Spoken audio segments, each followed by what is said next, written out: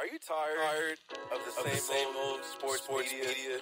Are you tired of hot takes, arguments, and questions that are just completely off base? Luckily, we have something for you. Touchdowns and tangents of the people, for the people, by people, who care about the culture and all its concise commentary.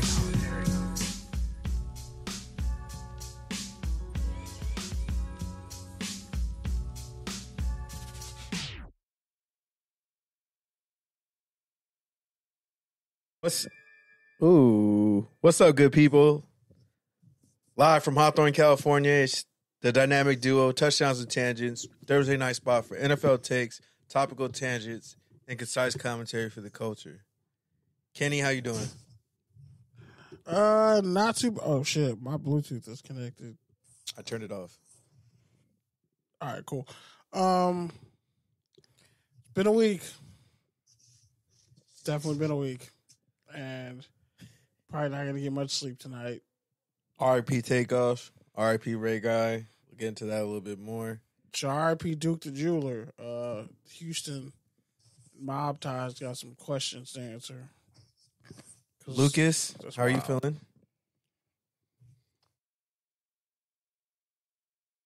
It's a game. Very good. Unlike the first. Surprisingly, yeah. Unlike every other Thursday night game all year. But yeah, with that, we got a special guest on the show, a friend of the show, been on a few times. Kenny wants to talk some college football. So go ahead. This man needs no introduction, but he gets one anyway. Hardcore Football Podcast. Penn State, diehard Penn State fan, administrator of knowledge regarding the Big Ten. I know not USC. I know Ohio State whooped them this past week, but honestly, that was probably the best case scenario loss. We got a man, Cory Lestochi, on Zoom. Man, how you doing? How you doing? Can you guys hear me okay? Yes, sir. Yes, sir. Nice to see you, Cory. Thanks for staying up with us. You started bringing up Ohio State. I almost hit that little red leave button at the bottom. I almost called it a day. I felt the trigger. I was like, you start with the positive, you acknowledge the negative, and then you move forward to a greater future. Yeah. I'm not sure when that greater future is coming, but yeah. Something like that. Hope y'all are doing well. I appreciate y'all having me on, man. It's always a blast. You always get me all trying to go to bed. Y'all get me all fired up every time I come on here, man. Thank you. Appreciate that. But what? I mean, obviously Marvin Harrison Jr. is a freak of nature and arguably better than his father already. But like, what did you take from that Penn State, that game?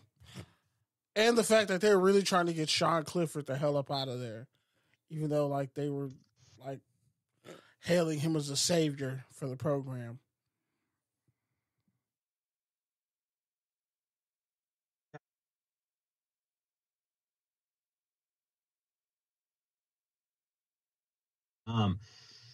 Yeah, it was a game. It was played. And it kind of went the way I thought it was going to. Ohio State's a really good team. Ohio State does a lot of things really, really good. And at the end of the day, you have 4 turnovers. You really can't expect to beat what I think is probably the best team in the country. So thought Penn State played well.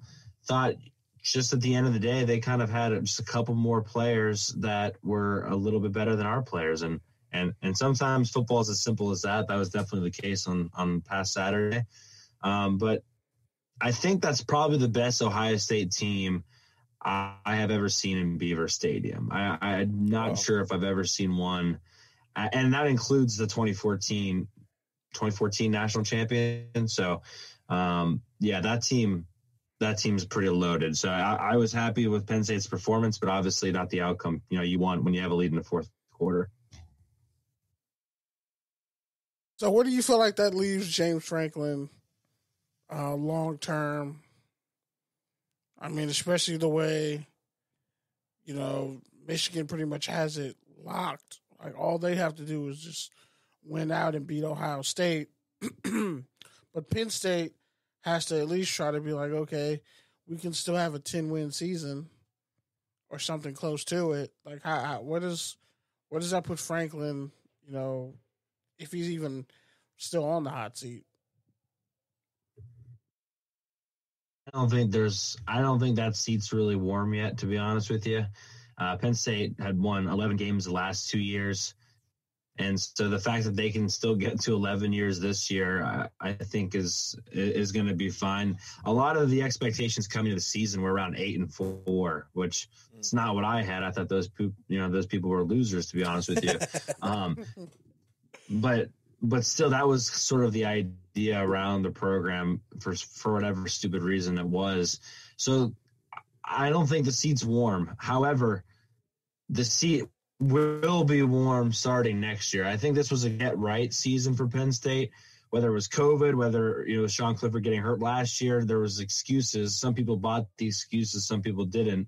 But regardless, Penn State needed to do better this year, and it seems that way. They've got Indiana, they have they have Maryland, and they have Michigan State all on their schedule. Should be able to win all of those games. And get to 10-2. And I think if they go to, even if they don't win the bowl game, obviously you want to win the bowl game, but even if they don't, I don't think the seat's hot. And if they do, things are looking in the right direction. However, going in the next season, it's a whole different ball game. You got the 5-star quarterback in Drew Aller. We're hoping we get to see more of him down the stretch now that, like you said, the Big Ten East is kind of wrapped up. And he's already played a decent amount of football this season. So if they play him in a couple games this year, play in the bowl game, the expectations are going to be pretty high around Penn State. Probably not going to lose a bunch. And then obviously you assume maybe Ohio State and Michigan aren't as good as they are this year. So the expectations are going to be pretty high going into 2023 and beyond. And with the 5-star, is there more hype this time around compared to when Hackenberg showed up? Yeah, that's a funny way to put it. I would say yes. When Hackenberg came, it was right when the sanctions began.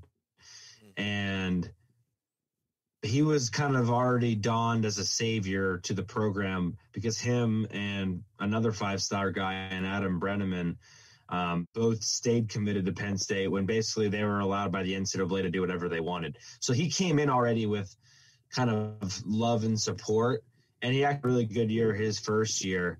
On top of that, although Hackenberg had a really impressive arm, he didn't have necessarily all of the footwork, the other arm talent, the accuracy, obviously.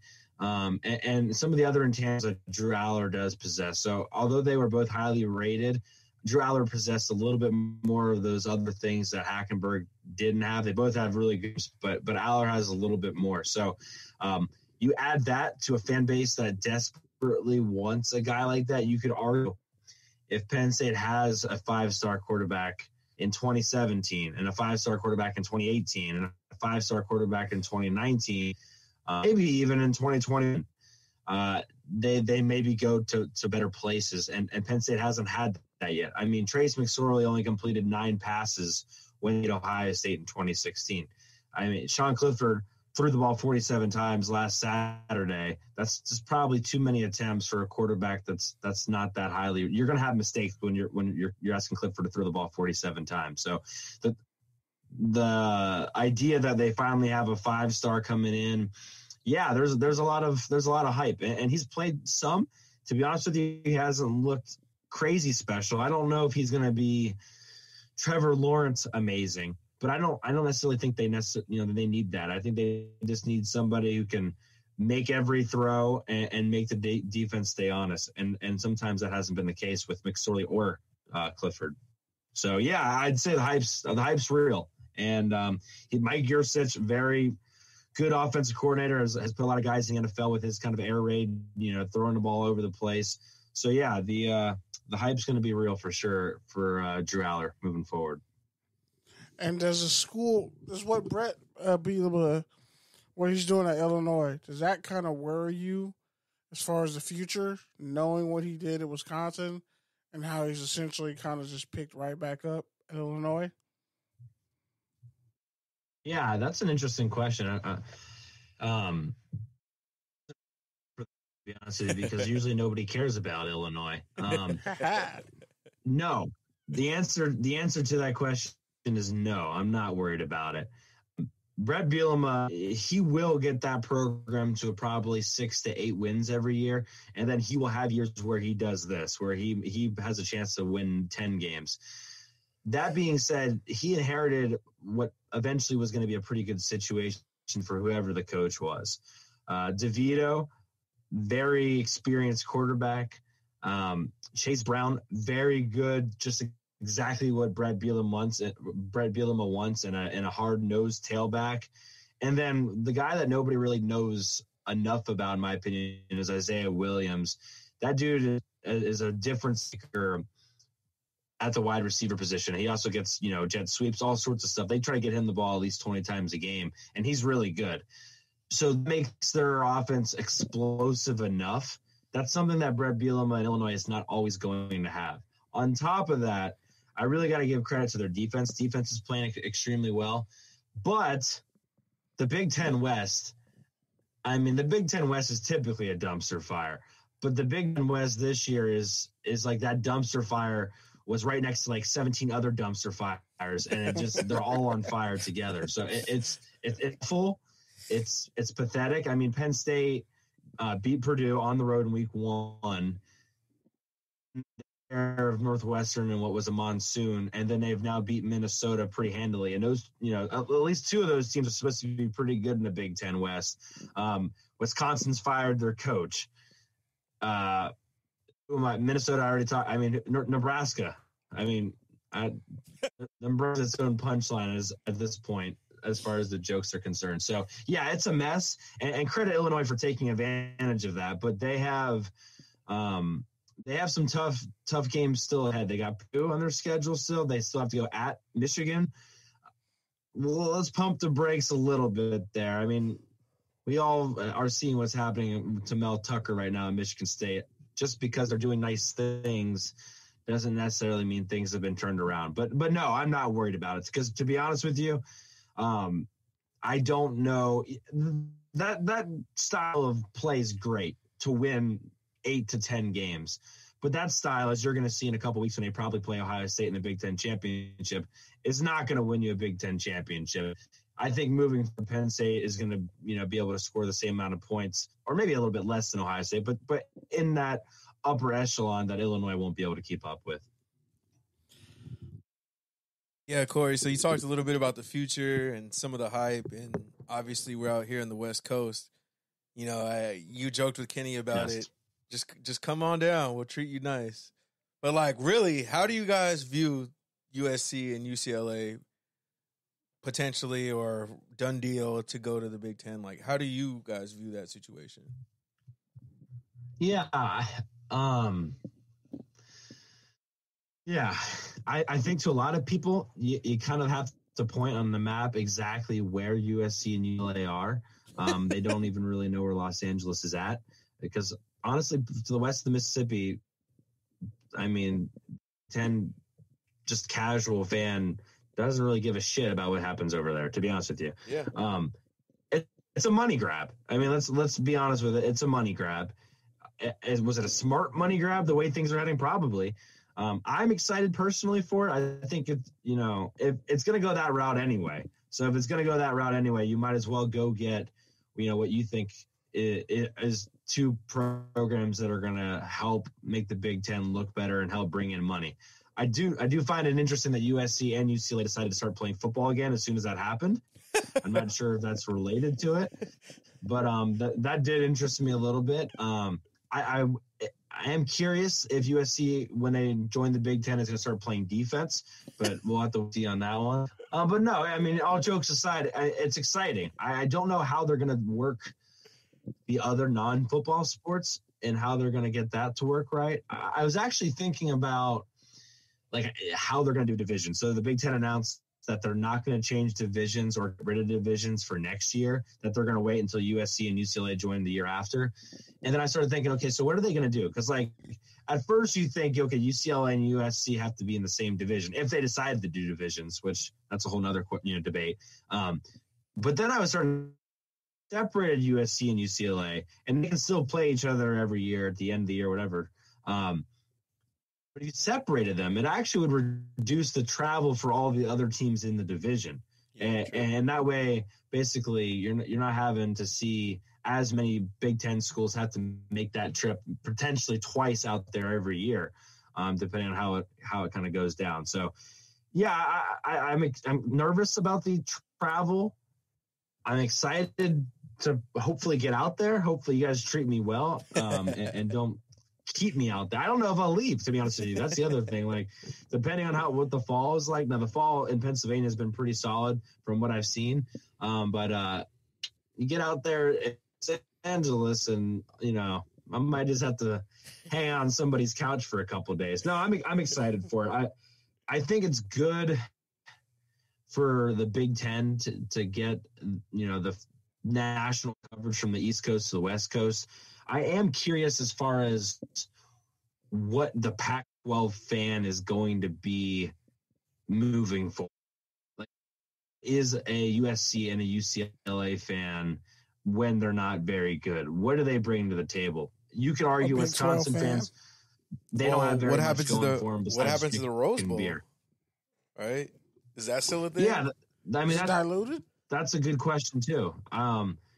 That's a great question. I think it's done, in my opinion. I don't see how you could do the Rose Bowl and not have the Big Ten and the Pac. I know they don't do it every year now because of the playoff, but that one year when it was like Georgia and Oklahoma, like that was the stupidest shit I've ever seen. So, yeah, I don't know what they do. Well, and again, imagine an Oregon and USC Rose Bowl. Like, yeah, what the fuck? Nobody wanted this.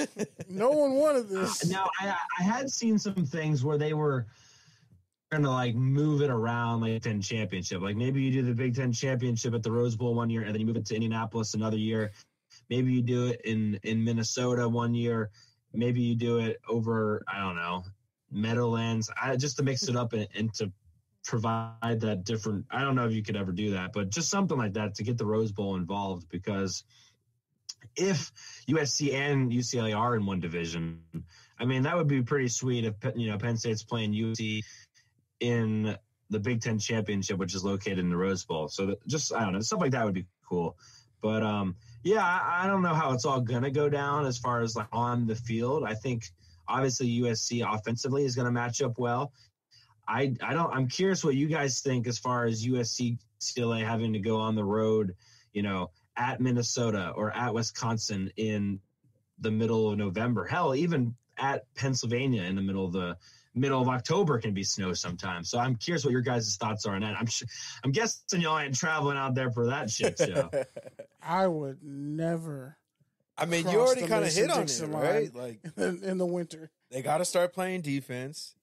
You can't show up to Illinois and Minnesota and not stop the run, right? Like, so are they going to have their own questions to answer? And what does that, like you said, what does that mean for Pac-12 football? Is it just everyone's in the air raid and it's not Pac-12 football anymore? Points? I've been covering USC all season, and from what I saw with the Arizona game and the Utah game, it's total bullshit. The Pac-12 refs are a disgrace. If you sit up here and anybody like Utah would have never come back down 28 points against USC in the first half. I don't care what special night they were having. USC was en route to blowing them out in the first quarter. And the refs gave them the ball back on 3 different occasions. And all the calls saved Utah's drive. It kept it close enough to where, okay, USC's tired out. The time of possession, injuries. And then you look at the Arizona game, USC didn't have like their 8 best players. You know, their backup receiver, Kyle Ford over here catching 70-yard bombs. Dude's like a 6-year senior, practically. A 5th-year senior. Man, tell us how you really feel.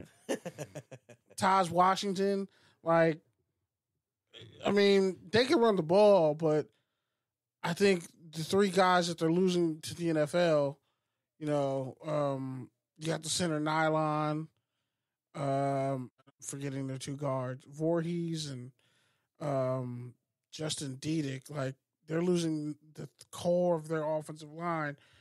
And then you got Bobby Haskins. He's transferred from Virginia. But they're losing a lot of seniors. So this team is going to look drastically different next year because they're all still young and they all have these transfers. And I don't think Addison comes back because he was averaging like 2 touchdowns. He was on pace for like 26 receiving touchdowns this year. I think if he gets healthy, goes over 1,000 yards, it's no point for him coming back. He won the Biletnikoff last year. So you got to factor in, which is why I'm kind of shocked when we look at conference realignment.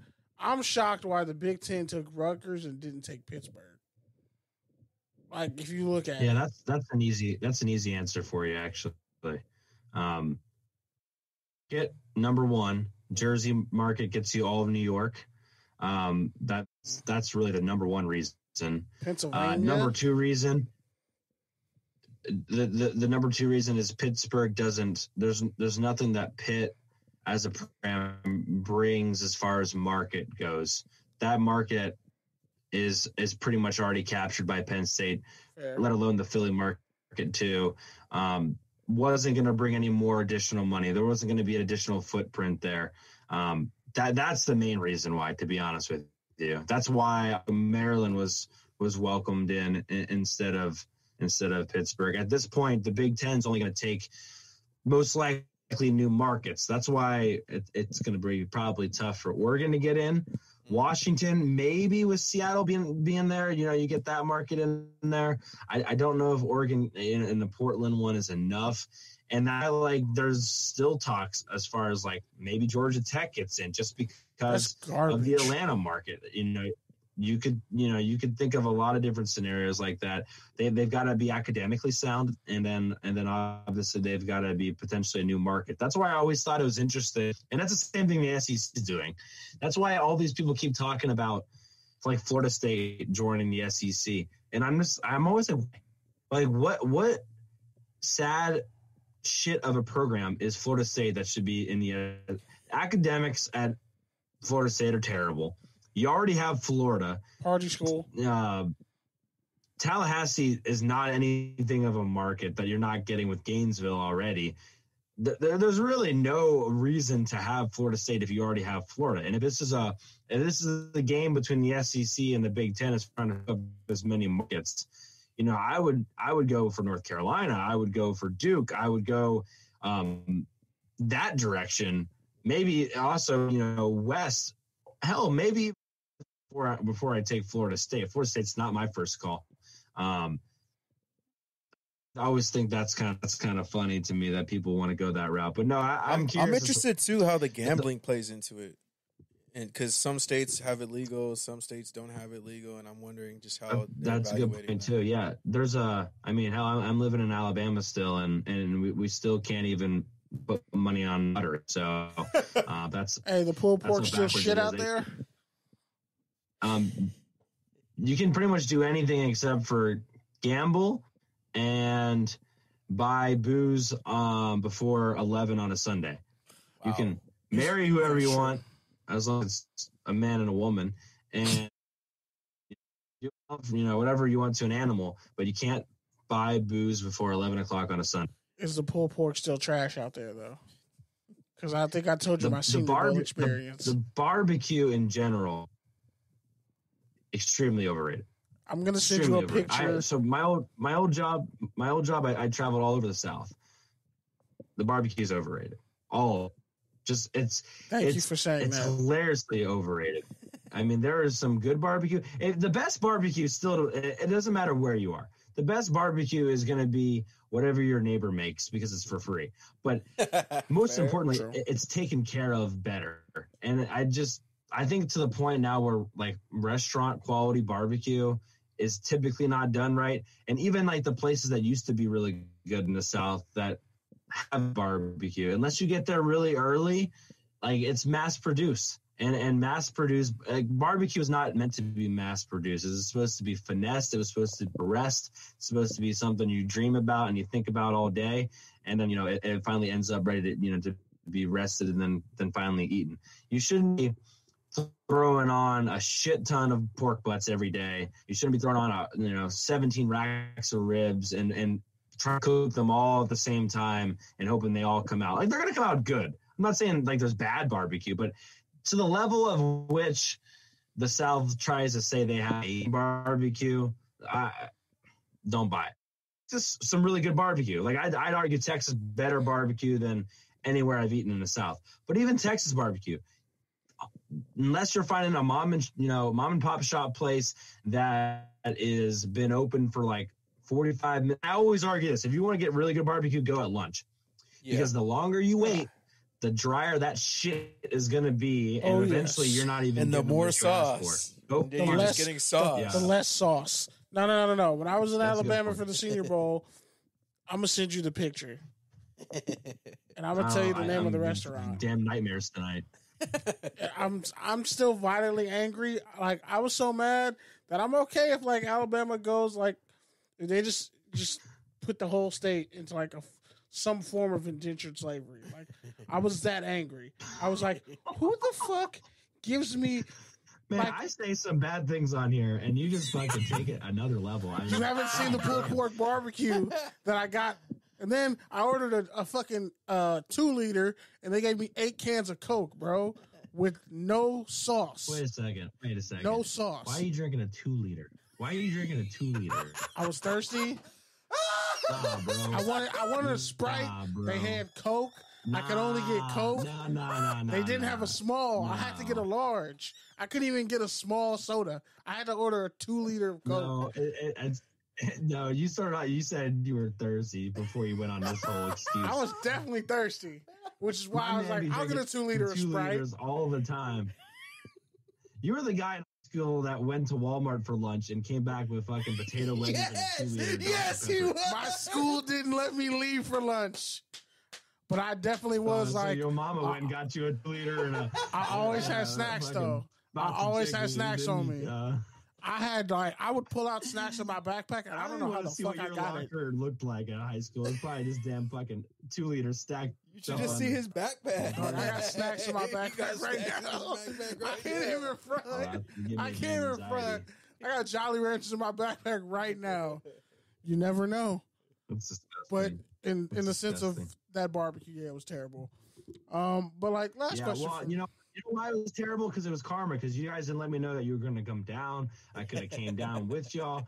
I could have. I mean, there's not a lot of great places in Mobile to show you, but I've tried.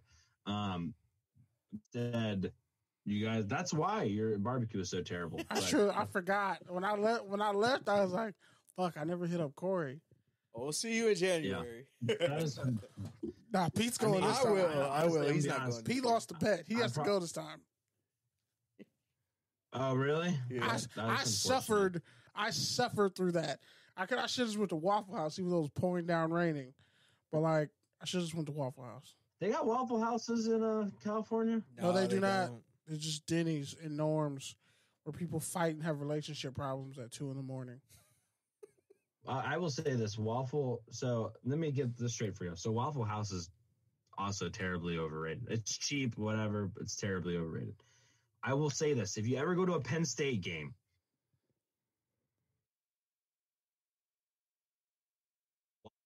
Waffle House, Waffle Shop, and first of all the food's really good. Okay. Can't complain about anything. Omelets are good, waffles are good, pancakes are good, eggs are good.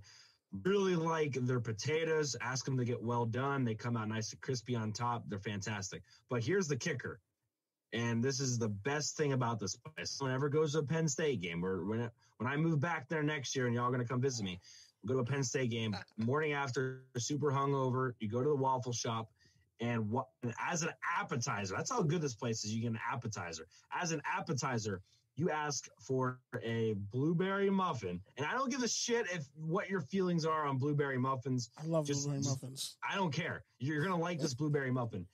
They take the blueberry muffin, they slice it vertically, and they grill it on probably a cup of butter.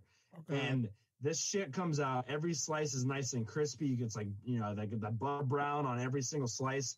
It is the closest thing that my mouth has ever experienced an orgasm. I mean, it is fantastic. I mean, it's fantastic, and there's nothing better. So when you come up sometime, we'll go there.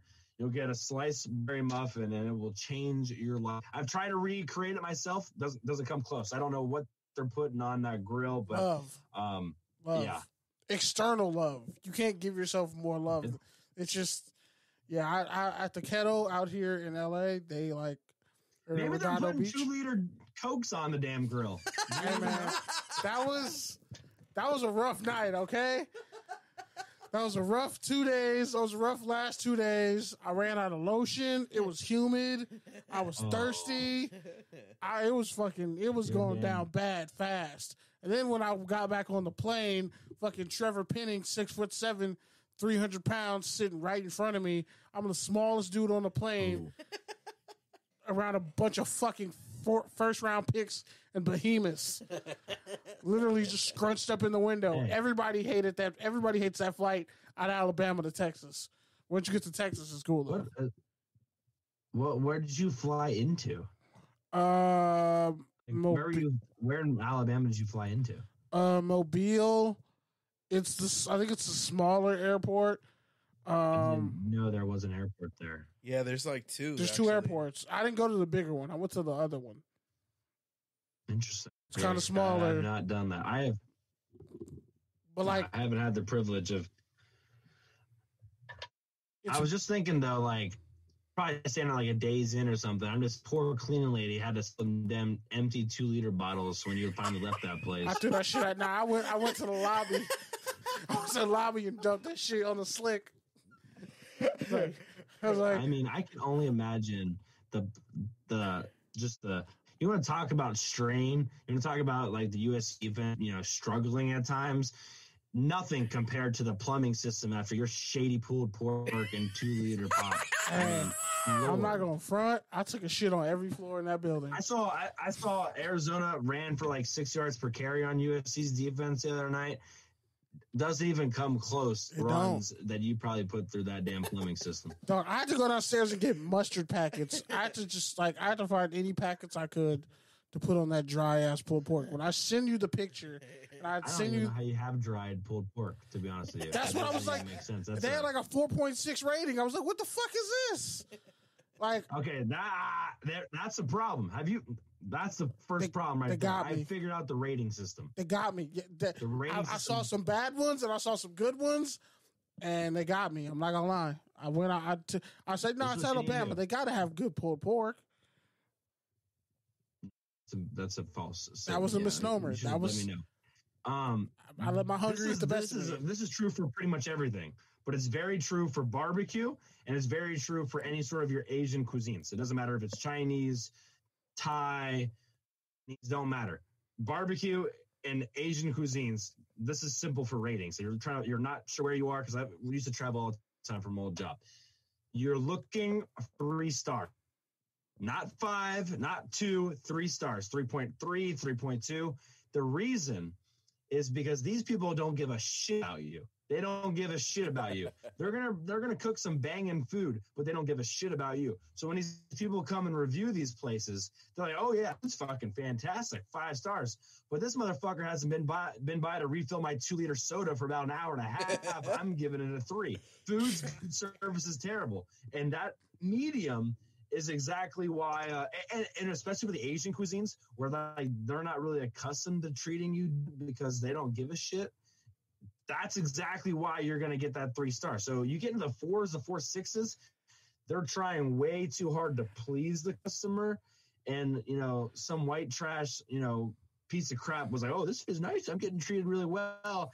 Meanwhile, their pork is probably drier than a damn Thanksgiving. So, yeah. I definitely should have called you. That was a big mistake there. I should have called you before I did that. I love that pro tip. 3.3, 3.4. Yeah. That's a great pro tip. And, like, we know because, like, we go to Jamaican restaurants in L.A., and they don't give a fuck. We waited 2.5 hours and almost got shot in the parking lot. Yes. Yes, sir. I just actually had a damn jerk chicken wrap today. It was delicious. Fucking fantastic. So, love that. Yeah. I'm glad you mentioned that. No, I'm just here to provide insight for you guys. And I'm glad that I can do that for you because I know sometimes things get crazy out there, but I'm here for you guys. So whenever you need just, I don't know, pro tips, like that's me.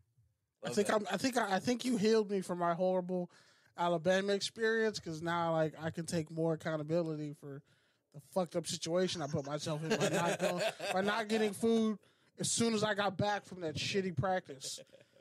And it was at South Alabama. That was the shitty part. And I wasn't staying at the normal place I stay at. In Pascagoula, Mississippi. Oof. Pascagoula, Mississippi is just down the road, and that place. You think Mobile's bad? Just wait to Pascagoula. That place is. I was a town over from a sundown town. There's like a lot of industry and stuff there, but it's so bad that the Hilton Garden Inn's only like $100 tonight, and a bar there gives you $2.50 beers, like $3.50 for IPAs. So you can get shit pissed drunk for like $15 there because dangerous. Honestly, there's nothing else better to do. It's dangerous. If you ever find yourself in Pascagoula, Mississippi, there's a great restaurant, though, seafood restaurant called Bozo's. Highly recommend it. It's on the list. All right, Corey. Well, let the good people know where they can find you and what you got going on, coming up, all that good stuff. Yeah, I appreciate y'all having me on. We definitely, I'm going to be honest, it's probably not going to happen until the off season, but yeah, we got to get 2 Liter and company on the show to talk USC and UCLA. Honestly, I'm not sure if that's a great nickname now. That's not going away. 2 Liter. I'm not sure if 2 Liter should be the first like USC fan that I should introduce to like Big Ten fans, but whatever. We'll deal with that. Trust me, I don't think their defense is worth shit either. They got 1 first-round pick, and once he goes, it's over. In all seriousness, I think USC is doing some good things. I'm very impressed with what UCLA has been able to do to a certain extent too. So I'm excited for it, and excited definitely to have you guys on. We're gonna have to talk some West Coast, East Coast football here this off season. Just not gonna get to it before then, unfortunately. But yeah, we'll get that taken care of. You guys can find me at Hardcore PSUFB. I have a co-host now, which is when we lose, he's much more fired up than me. But when just normal, whatever, I'm still the top. That's for damn sure. But his name's Sean. Obviously, I'm Cory. Hardcore PSUFB on Twitter. We're fucking been killing it on Twitter lately. I don't know if y'all noticed, but like, yeah, you have. I don't know what's happened, but been on fucking fire lately. So that's been nice to see. Obviously, our podcast is centered on Penn State football. And until Elon starts asking for residuals. You gonna start pocket checking you? Yeah, shit, dude. That's something, man. I don't know what that. You know what? I think I saw Kenneth. I saw that he liked my tweet, so I know he saw. It was on my personal one, but it was it was about everyone was about the blue checkmark verification shit, but everyone just kind of bypassed the whole people can pay to have their replies show up first. Like, I'm just gonna start taking pictures of my junk and paying them money for that to be the first reply until they figure that shit out. Like, what's stopping me? I'll Zoom pay in on your $5 thumb every time, and I mean, that's just stupid. Like, we can't. Why can't the best reply be at the top like it's always been? Like, why are we fucking with shit like that? So, hey, man, I still want that 180 characters in my fucking circles back. You're never getting 180 characters back. We're too far gone. Yeah, that's gone. The favorites that was a big kill for me too. The Twitter jail. Were y'all even on Twitter when Twitter jail thing? Yeah, that shit had me mad. I was in there a couple times. I don't even. Just based off of what you ordered and based off of your 2 liters, I don't even want to know what your Twitter history used to look like back in the day. That was probably 2009 was a wild time, but I was good. It's like that 2012 era. Shit got heat. Shit got spicy. That's all I can say. For real though, how many OnlyFans are you currently subscribed to? That's where it's reversed. If you go to Pizza IG, you might catch a virus. You might get LimeWire virus in your whole phone. Hey, man, I'm just supporting these content creators out here, right? They're going to post it. What's wrong with me liking it? I'm more like Snapchat dirt. Hey, support your local businesses. Exactly. Local businesses. Especially in LA. All these women trying to make it. It's better than being on welfare, right? I mean, stretch marks and but high-priced condos. Y'all's average for that shit is like way better than the Alabama average. Let's just say I was about to say. You know what I'm saying? Like, Yeah. you know, if I'm supporting a local business around here, I mean, I'm supporting the damn farm down the road. You know, like it's not the same. We're not on the same level there. We're talking two different languages. I mean, it's not even comparable. I don't know. That farm girl might wash her cow in her thong for $5.99 a month too. No, Alabama strip club cover charges are misleading. I'm gonna just say that. It's probably a damn 2-liter. Probably what it is. You just go in there, you drop a damn 2-liter Dr. The price of a 2-liter, it's like $5. Then you get in there, it smells like nicotine, and I just see stab wounds, and I'm like, I want to go home. I need an adult. Just the amount of spit tobacco that's on the floor. But too much. I appreciate y'all having me, man. It's always fun. It's always a pleasure. Y'all probably get started, but it's 11 o'clock over here. I was gonna have some happy thoughts, but now I'm thinking about OnlyFans. I don't know what's gonna happen tonight, but I appreciate y'all, man. No nut November, man. Stay strong. That's true. You know what? I didn't realize we're still doing that. But apparently, my girlfriend decided that it was also No Nut October. So I mean, we're just going for the 2 months. You know what I'm saying? Let's still keep it going. Keep the roll going. But like I said, y'all get me fired up. I'm not sure why, but I appreciate y'all having me on. I really thought the last time, I don't remember what I said last time. That shit was wild. I really thought we got way off track.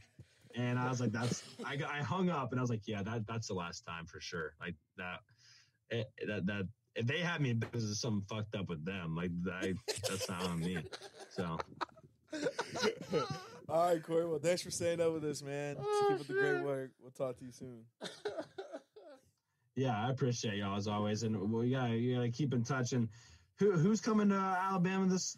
I am. Pete's coming to Alabama. What is it? I'll come to Penn State though for the muffins. Yeah. Sometimes y'all got like 17 different people in the damn studio. I don't even know, but I'm not bringing all of you guys in. Like I'm not money bags over here. I'm in the closet right now. Okay, so like, hey, that's a nice closet. It really is. It's spacious. You got the sound. I mean, it's proportioned. You're doing a great job. You got the camera, so I can't see the bar over the top. Got a camera position. Yeah,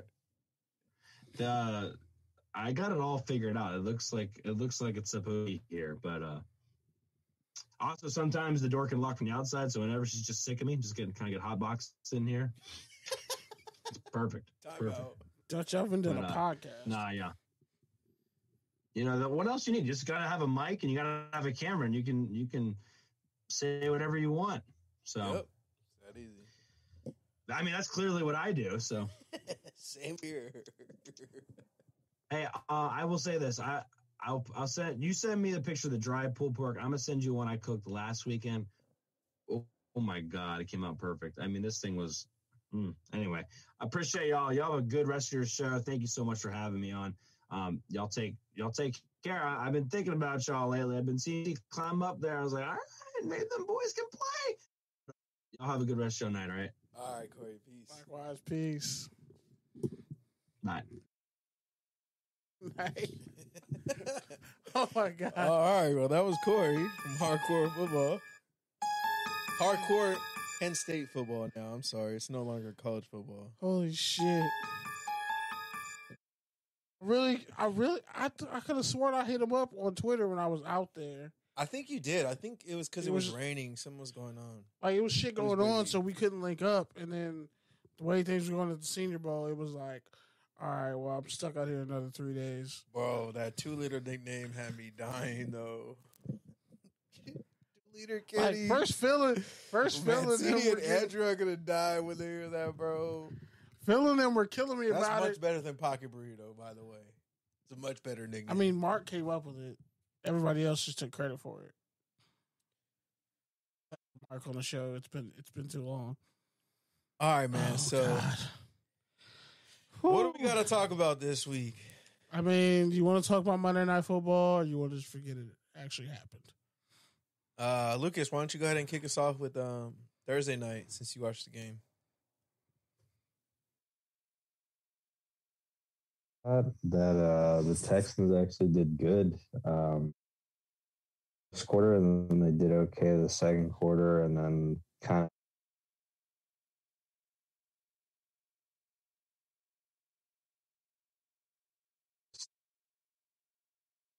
they thought the Eagles might actually lose the game somehow, but the schedule, and they're probably. What'd you think of the Texans helmets, since that was all the hype going into it? Like Louisville's helmets. Actually, you know what? The Texans uniforms and helmets, they were pretty.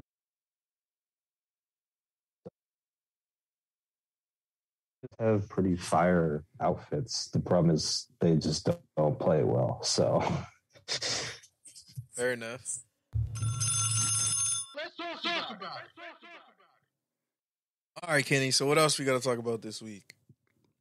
Well, Jamar Chase out 4 to 6 weeks because of like a hip injury. It's complicated. It's fucking killing my fantasy team. Well, Rashod Bateman and Michael Thomas being out hurts me. By the way, I said... Wait, so Michael Thomas is officially out for the year? Whole year, yes. Yeah. Toe injury. One game? Toe injury, bro. He's played one game in 2 years, bro. He's played one game in 3 years, bro. He's not Kawhi, dog. He's worse than Kawhi. He's worse than Kawhi. Yeah. So what I said, he was a one-hit wonder. Go ahead, Lucas. Rashod Bateman has foot surgery, season-ending foot surgery, and then got a bunion. Well, outside of that, the big news from the week was the trade deadline. What happens when Michael Thomas can't run slant routes anymore? Does he just switch to tight end? Mm-hmm. I mean, he didn't look bad when he last played, but I just don't know how he got hurt again. Yeah, after a 2-year layoff, you should look pretty good. Basically. But yeah, so what was the best trade in your mind, Kenny? Honestly, the Bradley Chubb trade, and then they signed him for 5 years. 5 years, $110 million, $63 million, 0.2 guaranteed. They got a pass rusher. He's young. You put him on the opposite side of Jalen Phillips, and it's a problem now. They got 2 good corners, arguably an elite corner in Xavier Howard, 2 good safeties. The offense is picking up. They made that trade to get Jeff Wilson. So now they actually have a decent running game. They got rid of Chase Edmonds, but they weren't really utilizing. And now he can probably do more in Denver. Yeah, Miami's not fucking around. They see their opening and they're taking it, and I respect that. Well, I loved Baltimore's trade, getting Roquan Smith. For nothing. And the Raiders couldn't do it. Obviously, there's a lineage of linebackers there, but I think... Bro, they have 2 linebackers who run 4-4s. I think getting Roquan there lets them kind of move around Queen a little bit more back to the outside where he doesn't have to worry about tackling as much. And David Ajobo and Tyus Bowser coming off IR. So shit's about to get real. Marcus Williams is coming back soon, right? I think so. Yeah, so he might be a little bit later. Baltimore's got a good team. Hopefully they can figure it out and not collapse in the second half, late part of the season. But we'll see. I think the worst trade is either a tie between the Chicago Bears giving up a second for Chase Claypool. They had to do that, though. Yeah, but you couldn't have given up a second for Elijah Moore? I'm not giving up a second for Elijah Moore. He hasn't fucking played. He's better than Claypool. But he hasn't played. But he's better than Claypool. Claypool actually had 11 touchdowns as a rookie. He can say. And he hasn't done shit since then. Yeah, but he's done more than Elijah Moore, who's been a healthy scratch. Bro. They want to use him, but Zach Wilson just won't get him the ball. That's why Garrett Wilson's getting all the shine. And Denzel Mims still ain't getting no catches. Both them cats want it out. Yep. What I'm telling you is they're not scrubs. I called it at the Senior Bowl. They're not scrubs. It's where they're playing at and who's not getting them the ball. I would rather have either one of those guys than Chase Claypool's a starting receiver, and they knew the Bears. They pretty much squeezed the Bears nuts. But what I'm saying is Chase Claypool is a starting receiver, but that's it. Like, that's it. He's just a starting guy. That's it. At least those other guys have a little bit more upside. And we all know the lineage of Steelers receivers leaving Pittsburgh and not doing shit. It's plentiful. But that's my point. That, to me, is a high price for that, especially because you're talking about a Bears pick. It's a ransom, bro. It was a Bears pick, which is going to probably be in the top 10, 30. Top 15. That was a second-round pick. That's going to be a top 40 pick. That's going to be a top 50 pick. Top 40, yeah. The other one that I was like, what the fuck, was Calvin Ridley going to the Jaguars. But, I mean, I think that makes sense when he gets back. It's just like, Trevor Lawrence need all the help he can get. Why are you going to make that deal now? But I guess that the price is down, so why not? You buy low. You sell high. You buy low. That's what the Steelers and the Bears did. The Bears just got... The Steelers, though, I think getting Jackson for on the 6th-round pick. That was cheap. Was great. And then getting a second round out of Claypool was great. So I don't think you could ask much more from that. Detroit trading Hawkinson to the Vikings for... That confused me. That was crazy. Because they have a first-round tight end already who's on IR. But not just that, but they gave up a second and a third next year. I get you probably don't have the money to pay him, but like you have one of the best offenses in the league. And he's one of the only tight ends to go for like 9 catches, 180 yards, and 3 touchdowns. And you trade him. Why? It's just like there's teams like Miami who like find ways to win when they're rebuilding or retooling. At least the past like 5, 6, 8 years. They flipped those 3 for they flipped that Tunsil trade into amazingness. But you got teams like Detroit and the Raiders who can't just seem to put one foot in front of the other. Like they take 2 steps forward to take 4 steps back.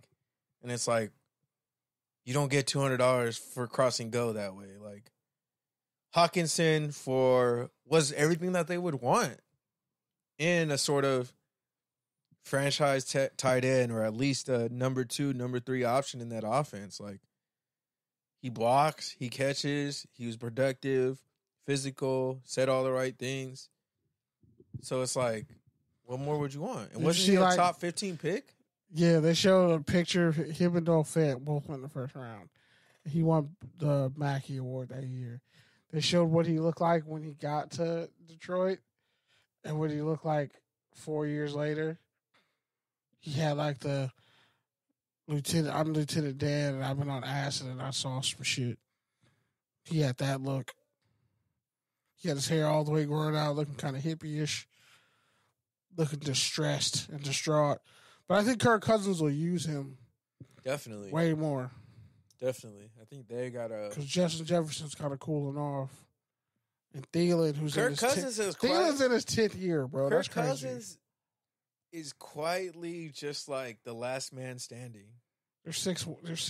I don't know how. Think about how long he's been in the middle of the pack as far as quarterbacks. But like, as these other guys, as these other like 3-4 years ago, you might have said, hey, Carson Wentz has a better upside, or Derek Carr has a better upside, or Russell Wilson has a better upside. Like, wow. And it's like, those guys have slowly fallen out of the middle of the pack to like the lower third of the league. And it's like, there's Kirk Cousins just like in the middle of the pack. And now guess what? He's slowly ascending. Like, and honestly, I think I was listening to one of the fantasy guys talk this week, and they're like, yeah, he's basically a top 10 quarterback. So if you reached for one of these guys, you lost versus if you would have just waited and got Kirk Cousins in one of the last rounds. So, which I picked him up on waivers. Yeah, I picked him up and I had to drop him. I picked up him and Dak on waivers. I've just been having so many damn injuries in all my leagues. Dog, my whole bench is on a bye week or injured.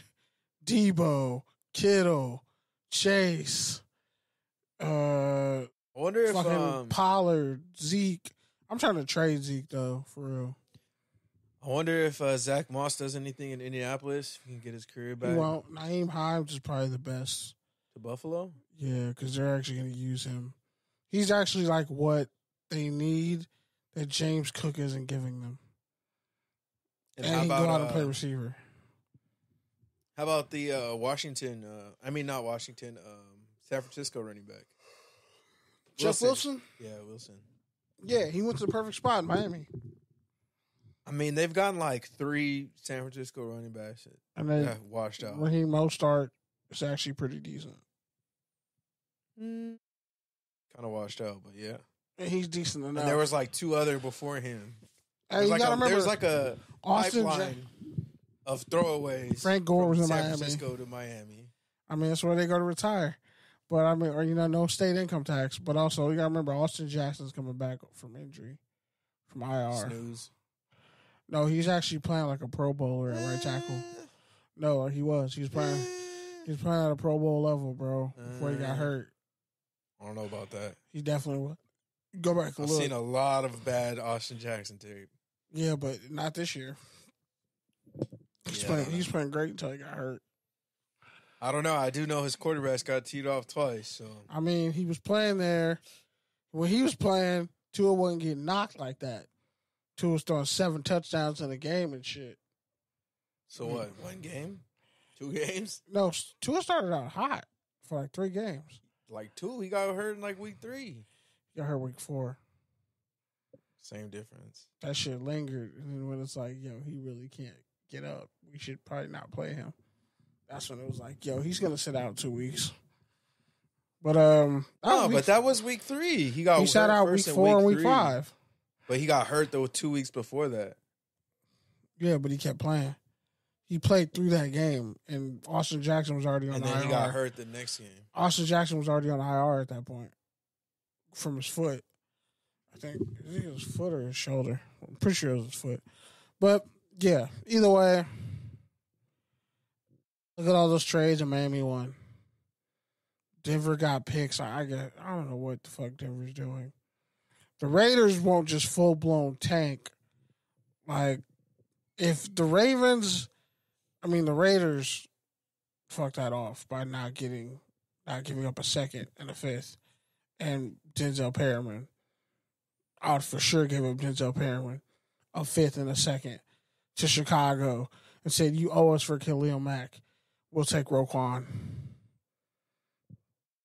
No, the Ravens, if they find a way to pay Roquan Smith and Lamar Jackson, people are going to be shitting themselves. They're going to be shitting themselves. Pittsburgh is terrible. Somehow they're still in it, even with a terrible offense and receivers. Like, Najee Harris is averaging like 2 yards a carry. Shit is bad. They got him looking like a bust for no reason. Actually, yeah, a lot of Steelers fans were like at the deadline, they were like, oh, we might as well trade Najee because that Jalen Warren that they have, that undrafted guy or whatever.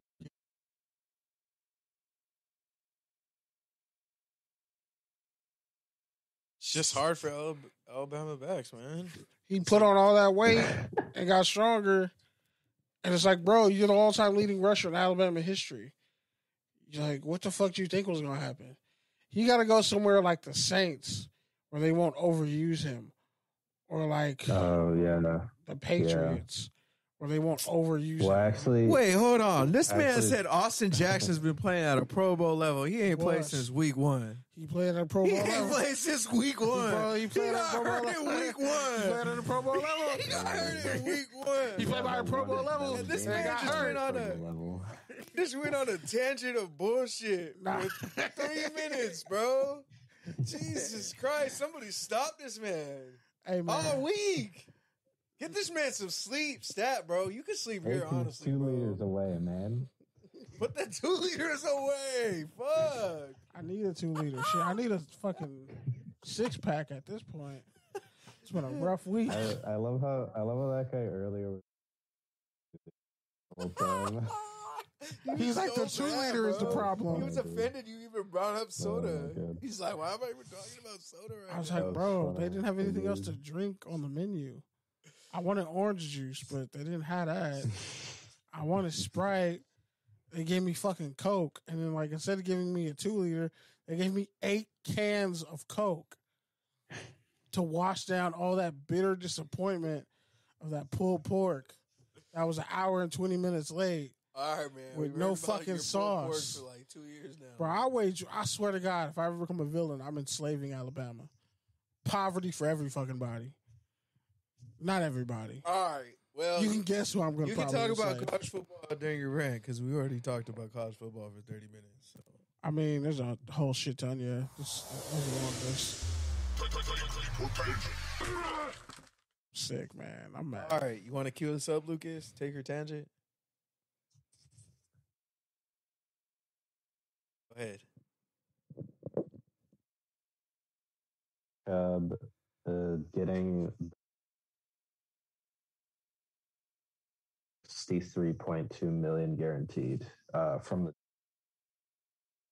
All right, so this is what I'm going to say. I read a column this week, and it was basically saying Bradley Chubb didn't let the Broncos down. The Broncos let Bradley Chubb down. All right, they traded away Von Miller. They botched the bed at quarterback multiple times. So I honestly think they learned from that situation, and instead of making Vaughn wait for them to catch lightning in a bottle for one Super Bowl, or trying to make him wait forever to try to get that second bag at it, like, they just parted ways. And Chubb has already had some injury things, but overall has been a productive player. And so I think it's a great move for Miami. I mean, when was the last time Miami had like a productive pass rusher consistently? Cameron Wake. Yeah, and before that, Cameron Wake was only like 2 years. Nah, it was like 5. It was not 5 years, bro. Bro, Google Cameron Wake. It was like 5 years in Miami. Yeah, I know. And he had like he was in the CFL. He was like 5 years, bro. He had like 70 70 career sacks when he was like 30 something. He had like an outrageous like outpouring. And he guess where he played? Penn State. Bring it all full circle. Nice. But yeah, take your tangent on Chubbs. Yeah, I think Chubb compliments Jalen Phillips perfectly. And he'll learn something from him. They'll get more pressure. Christian Wilkins up front is a force. Like, they're going to get something out of that defense. Especially with him there, and he knows, like, okay, I can play off guys. Like, you're not just going to double team me every play. He's getting Khalil Mack He's getting top 5 edge rusher money. And he was already having, I think, like 6 sacks this year. He was having a really good year. So, I think he has 5.5 or 4.5. So Darius Smith for the Vikings has like 8.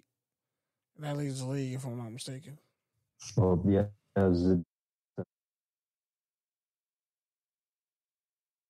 Yeah. Interesting. Yep. 2 dudes the Raiders passed on. And 2 former No one Ravens. gives Judon his respect, man.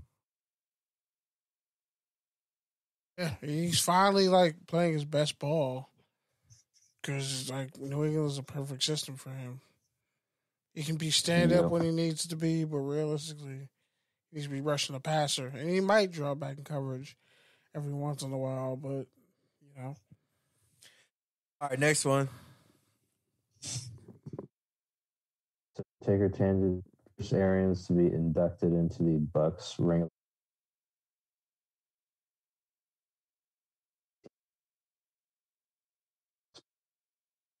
Yo, like, who has bodies on Bruce Arians? Like They just like finesse got him out of there. Now they're like, yo, we're gonna finesse retire you so you can't come back or think about coming back. Like, yo, what did Bruce Arians do? Like, we need an expose. We need a 30 for 30 just on Bruce Arians. Like, what's up? Like, I think there's already a 30 for 30 on Bruce Arians. I know I like the good stuff, but like, what? Like, why are they trying to get him out the league so fast? Like, hey man, things happen. That's all I can say. anything you want to say, Kenny? Take your tangent. That's what I just said. These things happen. Who knows when it comes to that? Well, I don't know if I said it already, but rest in peace, Ray Guy, greatest punter of all time. 18 career interceptions at Southern Mississippi, which is, I think, still top 5. Was a lockdown DB and like the greatest punter of all time. It's fucking crazy. First true punter put in the Hall of Fame. Like, true punter. Go ahead, Lucas.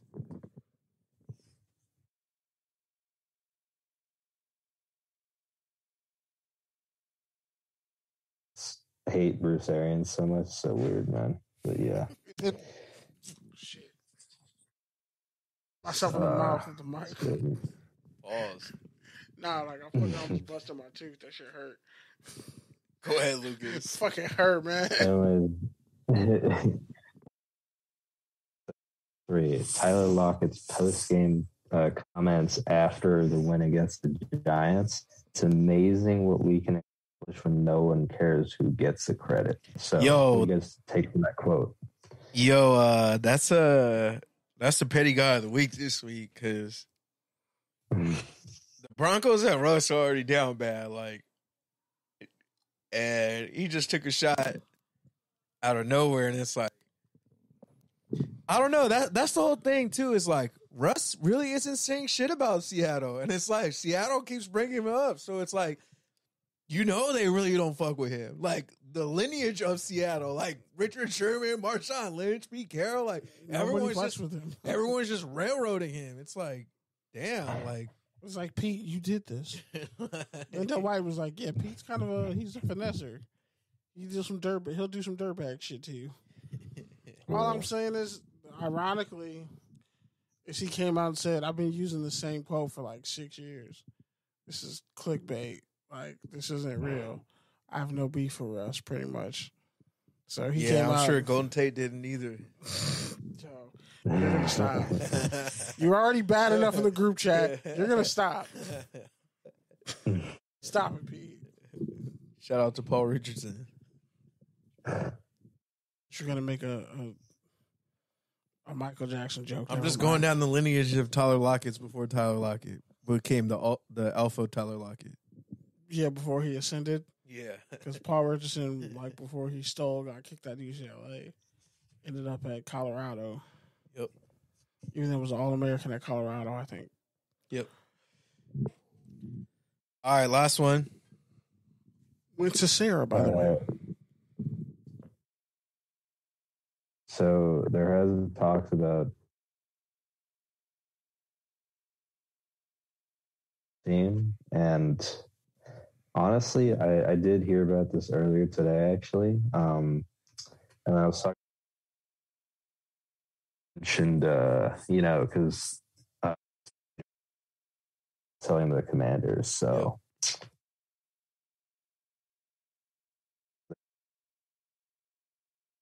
Well, do you have a take or a tangent on it, since you're closest to it?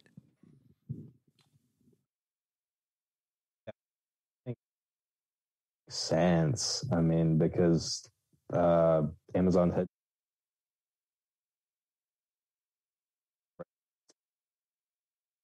and he owns the Washington Post.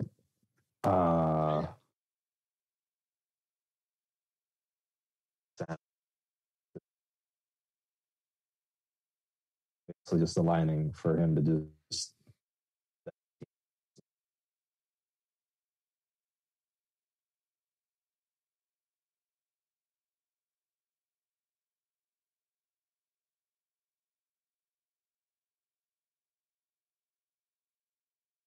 I mean, the thing is, Raiders the for clout, right? And like the NFL Right. could use some goodwill with all the stuff that's happened with Snyder and Right. Richardson before that. And so it's like, how can we get more diversity in here? We'll let Jay-Z own 1%. Work with him on the Super Bowl, like whatever. So Jay-Z's more just like the figurehead and He's a blackface. Right. There's no real diversity. Right, I guess. Because, Right. I mean, Bezos, I mean, he's new money, right? So it's like these guys are not going to just want to let him in just off of money. Right. Okay. Because once they do, like, he's in for... That's the thing about the NFL is, like, once they let you in, you're in, right? And you can't get out. And it's hard to get you out. Like Snyder, like Al Davis, like Irsay, like all these owners that are in here that they've been trying to get out for years. It's like once they put you in, it's way harder to get you out. So that's why they just stick within their network, their old money, old white dudes. Bezos, I mean, he's a white dude, but he's progressive, so and he's new money. But he's also got his own sinners. He's also had his own divorce trouble. So it's like Snyder, I'm pretty sure. How does Snyder get his money? How does Snyder get his money? I think we should refer to Phil Jones and not ask that question. I don't even know, actually. Yeah, so that's why I can't imagine that. Get your brakes cut. I can't imagine that in Snyder's head he wants to sell to Bezos. I'm sure that's probably like on his do not fly list. Oh, he doesn't. I'm pretty sure that's like the last person he wants to sell to. So I don't know. I don't think it'll happen, but like you said, it makes sense, especially with the Jay-Z, kind of being that bridge. But we'll see. Shout out to Nikki. She's sick tonight, so super food poisoning. Lucas is on double duty. Yeah. All right, touchdown or turnover? Touchdown or turnover? Okay, so Brandon Cook's cryptic statement after not being traded at the deadline and that he's not playing tonight at the Eagles, which he sat out. So touchdown or turnover? Damn, I didn't know he sat out. That's crazy. Yeah, he sat out. Yeah. Yeah, I don't know why they're not trading him. Like, he said all the right things last year. This year, they already... Well, go ahead. Well, I'm pretty sure I know why. It's because, number one, his contract. Like, apparently the Cowboys were in on him, but they didn't want... And also, apparently, they wanted a second and fourth for him. I mean, but he's a 1,000-yard receiver the past 2 years. He's only 29. Was a part of Rams playoff teams. He was a part of playoff. Where was he before? Saints. He was a playoff team. Patriots playoff team. He was with the Patriots in the Super Bowl. Yep. So he comes from a winning pedigree. He's been a consistent production man. Last year when they were ass, he was saying all the right things and stating the shit. So it's like you couldn't have just granted that man a trade. Like, I get the money side of it, but I think he only has this year and next year, and like the following year is not fully guaranteed. So it's not the worst contract. Like, it's not Russell Westbrook's contract last year. Like, you could have moved that contract. And the fact that, again, Chase Claypool in for a second round, you could have got a third for Cooks, but I don't blame them for wanting a second. But still, I think they traded a second to get him from the Rams. So it's like getting 3,000-yard seasons out of him and a third-round pick. Like, what more could you ask for Houston? Right, but with the Claypool thing, it's a little different because Claypool's still it's a little different. Yeah, true. But yeah, I'm gonna say it's a turnover because Texans should have just traded him. They could have avoided that whole situation. Yeah. A team like the Cowboys could have definitely used him, but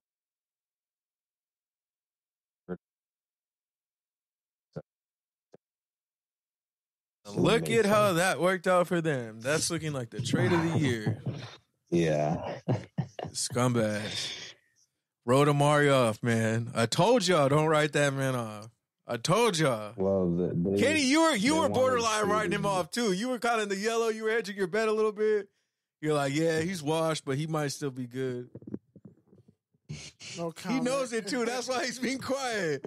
He was like, yeah, he might be washed, but he might have like 2 more good seasons left. Yeah, they want.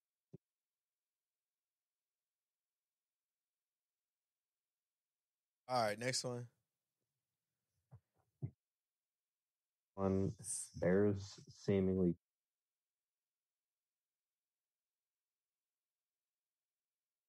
Yeah, that was totally mixed signals to me. Like, why are you going to invest a second-round pick in the second-round receiver? Like, isn't this class stacked with receivers, Kenny?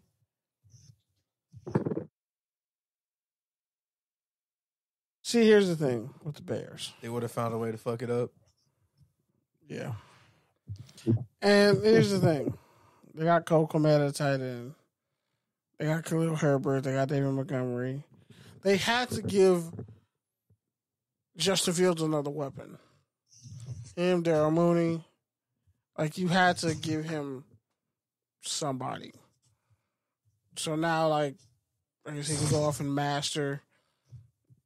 I guess they're playing the long game and they want to win the next 2 drafts. Well, good luck with that.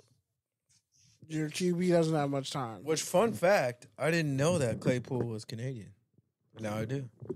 Yeah, Really? I You peeped that didn't know early. He that? went to Notre Dame. They literally call him Mapletron, dude. Wait, seriously? That's his nickname? Yeah, that's his nickname, Mapletron. Steelers fans thought that he was like the second coming of Calvin Johnson. That's Like, kind of tight, Mapletron. though. Like, I feel like that should is be a Andrew sick Wiggins' nickname. actually. I feel like that Yeah. should be Andrew Wiggins' nickname, but all right. I rock with it. I'm sorry, NBA champion Andrew Wiggins. Say right. All right. Let's go to the next one. Even though we already talked about these, Kenny. That's how the show shaked out. So the Ravens traded for Roquan, even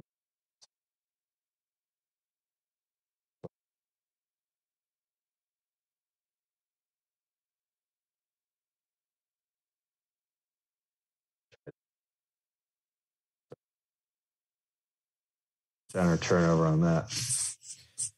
I'm going to say it's a touchdown because, like Kenny said earlier, if you can re-sign those guys, you got 2 faces of your franchise, class act dudes, all-world ball players, phenoms on either side of the ball. Like, what more could you ask for? And as far as Lamar's contract situation, like Keyshawn said on the radio this morning, like, franchise quarterbacks don't get free. Like, period. Like, this ain't Peyton Manning at 30-something or Russell Wilson on his downslide. Like, franchise quarterbacks like Lamar Jackson do not get free. And the Ravens are going to do whatever they can to keep him, even if that means franchising him. And franchising him again. And if they have to franchise him every year, they probably will. But the fun fact, too, in that is both Smith and Jackson are self-represented. So we'll see how it shakes out. But honestly, I see Smith bouncing after 8-9 games rather than Lamar Jackson ever leaving Baltimore. But even if he did leave Baltimore, like, I'm not sure. Like, he obviously can play anywhere, but like, I'm not sure where he would go and what would be better than Baltimore. They should pick up Brandon Cooks if he gets cut or released. Definitely. That should be their first call. Yeah, that'd be great for them. Yeah, considering Bateman. Yeah. All right, 2 more. Yeah, coaches back in the season, touchdown or turnover. Yeah, so I read this report that was basically saying about how the whole fad of looking for the next Sean McVay is finally dead, and this next go-around for coaching hires is going to be mostly defensive coaches. And I'm going to say that's a touchdown because, like, we say it all the time, defense wins championships. But it's, like, true. Like, and it doesn't always have to be great defense or good defense. Like, it can just be getting a turnover when your team has had a long drive or, you know, creating better field position with turnovers. Like, those little tiny things, they all add up. And I think defensive coaches who see that, understand that, are going to be a little bit more advantageous in this league than the guy who just wants to score points, because everyone wants to score points. Like, yeah, that's the game, but the game within the game is, how do you take those points away? How do you limit those opportunities? How do you get off the field? And those are the questions that a lot of these offensive coaches aren't answering, right? And a lot of them are taking these extra chances now because of analytics or whatever, and it's just, they've forgotten the fundamentals. It's like defense wins championships, and if you can't stop the run, then you can't do anything. Because, I mean, I think in general, like, run defense is kind of a joke and afterthought. Like, even some of the top run defenses is like, it's not because they're playing great run defense, it's because the other team is getting blown out and they can't run the ball, or the teams they're going against just can't run the ball. Like, it doesn't even have to do with them getting tackles for losses or having great sideline middle linebackers who are just eating everything up. But yeah, so I'm gonna say it's a touchdown. Kenny, anything you want to add on? I zoned out pretty much because, like, y'all were talking about the Bears way too long, and then it got to This man fell asleep. Did fall asleep. First he fell I was asleep. everything you said, bro. I was agreeing with you. First I even got quiet after you said. This man did the church nod. I paid attention to everything you said, bro. Nod. Were you not off in church and you just like wake up and you're like, yes, Lord. You're like, yeah, amen, hallelujah. That's pretty much what you did. Asleep. This man hit 3 head nods and was like, I didn't fall asleep. I didn't. I was actually agreeing with Pete for once, which never happens. That's why I don't do it, because you don't believe me. Man, this just, the whole landscape of the league is weird. Because, like, the dudes who carried it for so long at quarterback are ass down. And everybody's trying to figure out and piece out, like, the best way to put their team together. So you really don't necessarily, like, a dude who you think, oh, this guy's a cornerstone. Well, not for the vision that this head coach is going with. But that head coach is going to be gone in 2 years. And you're going to have, like, all this talent on the roster, and it never goes anywhere, a la the Cleveland Browns. So, at this point, it's like, what does a championship roster look like? That's a good point. Like, you should sleep between every segment. That was the best point. Fuck you. That was the best point you made in like 3 weeks, bro. I wasn't asleep. Scumbags. This is why I get for being attentive and paying attention and forgetting my glasses at home. Yeah, that's why you hit the mic on your tooth, right? Not because you fell asleep and it hit. No, like I hit myself in the mouth with the mic. I thought I was spitting up blood. That shit actually hurt. All right, last one.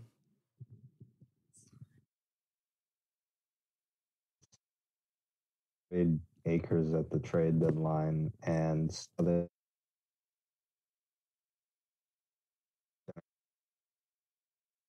that's definitely a turnover. Now, let me go since you think I'm asleep. Go ahead. All right. First off, I really feel bad for Brandon Cooks. Second off, Cam Akers came out and said he didn't want to be traded and he didn't want to be released, and he never wanted to, like, be held out of practice. Team purposely held him out of practice. So his whole situation is just a dub, because it's like they couldn't get value for you, so they're gonna wait till the draft. You're kind of screwed, bro. You hope somebody gets injured and you step up and make a play, but they really don't want you anymore. With all that hype. Now look at it. Remember when he was, like, hyped up? He had the jersey Dickerson was in a commercial with him. Now look at him. Ain't want him on the roster. That wasn't that long ago, bro. It was only like a year ago. What? Year and a half? I'm going to say it's a turnover because you don't get to just be like, yo, I'm going to step out on you for a little bit and then come back and be like, everything's okay, baby, take me back. Like, nah.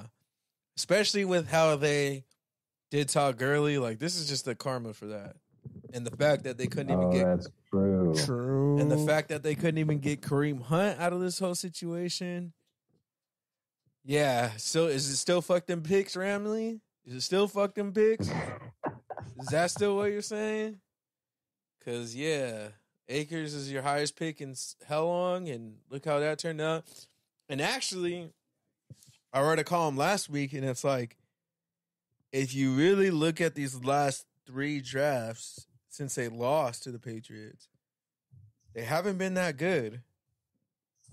They haven't gotten a lot of starters. That's why they did trade for a bunch of guys last year. Well, before it was working because they still had guys from those 2016, 17, 18 draft who were like diamonds in the rough. They thought they could just recreate that again, and so far they've gotten some okay guys, but they haven't gotten starters or Pro Bowl guys. Like Rapp's a bust. All the linebackers they've taken are a bust. All the linemen are basically busts. But yeah, man. All right. Moving on to fair or fade. Fade or fair. First up, I'm going to start with your guy. Well, audible this one. Your guy.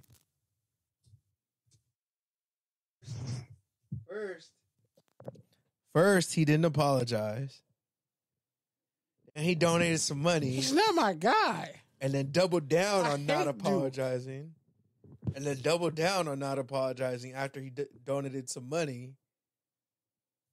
So, Kyrie Irving was officially asked to step away from the team. He's suspended because he's not in the mental state of being with the team or whatever the damn report said. So, Kenny, fair or fade, Kyrie getting suspended from the Nets? I mean, at some point it's a fade because, like, it's white athletes who come out and say all types of foul shit. Nothing happens to them. I can go back and look at what Riley Cooper said. Yeah, but that was already like 10 years ago. That was a slap on the wrist. That was like 10 years ago. Yeah, but it's still a slap on the wrist. That was longer. That was probably like 15. Something like that. But bottom line is... different time. People want to over excessively people they don't like. So every chance you get to stick it to Kyrie Irving, you're going to do it if you don't like him. So if it's not about the suspension this time, there's going to be something else that people think he should be suspended or cut for. I don't like that kind of a witch hunt where it's like, okay, you're going in on him, you're punishing him. Okay, but the next chance he even like coughs wrong or like doesn't shake everybody's hand when he walks into a room, they're going to find another reason to go after him. And at that point, it's a mob mentality, and I'm like, all right, cool. Like, get him, fine. He's getting suspended for this, but you know and I know he's not the kind of person to intellectually back down. So the next disagreement you have, it's just going to cause another situation where words are going to be exchanged, and people are going to feel away. People are going to say he offended him. He offended them. Even if you take off race or whatever, he's just going to say some shit that pisses you off. So when he does that, you're going to justify and double down whatever you want to do to him. And that can lead to a very dangerous kind of, I guess, counter censorship. But the thing is, it's not just like people in PETA who throw blood on people. It's not just PETA. It's not just the Center for Anti-Semitism that are calling him out. It's legends. It's great. It's black people. It's Shaq. It's Kareem. But it's Barkley's a coon and Shaq been kind of cooning too. Like, let's not act like. Oh wait, you said Kareem's a coon? No, I didn't say that. I said Barkley. And I said Shaq been kind of cooning too. I don't know about that, bro. You can go back and check the tape. I would never call Kareem a coon. I don't know about that. Kareem is a scholar who likes to use a lot of words to get his point across. What does that mean? It means like, dog, I don't need like 700-word essays for you to sit up here and just say like, hey, maybe you're not as intellectually correct on this issue as you think you are. You should probably get some more research and be enlightened by the group that you think you know everything about, instead of just assuming you know something because you heard one or two things or read one or two things. Yeah, but that's what I'm saying is like, it's not just like... Pretty soon, like, you can't keep going to the Kareem well for intellectual, he's right. Like, intellectual morality. Like, you're going to have to hold yourself accountable. Instead of just looking, it's like, oh, let's go to Kareem. That shit's going to eventually die out. Wait, what are you saying? What I'm saying is you depend on one person to legislate some type of intellectual morality. Like, that's your go-to person because he'll handle it because he knows what to say every time. Okay, well, what happens when he dies? What are y'all going to do then? Well, what I'm saying keep looking to the same people to be like, they're on the right side of history. Okay, but if they're the only person on the right side of history and y'all aren't, then you're just a fucking annoying person yelling at somebody. You're not actually adding to the dialogue that Kareem started. You're not adding anything to his cause. Yeah, but the point that I'm making is that Kareem has been his number one opposition. And Kareem is someone that he should listen to. Pretty sure Jewish people have been his number one opposition? No, Kareem's been going at Kyrie now for like a year and a half. Kareem's been going at Kyrie for different things. Kareem's been documenting going in on Kyrie for everything, bro. Yeah. And that's what I'm saying is Kareem is a guy who Kyrie should listen to because, one, he's a trailblazer.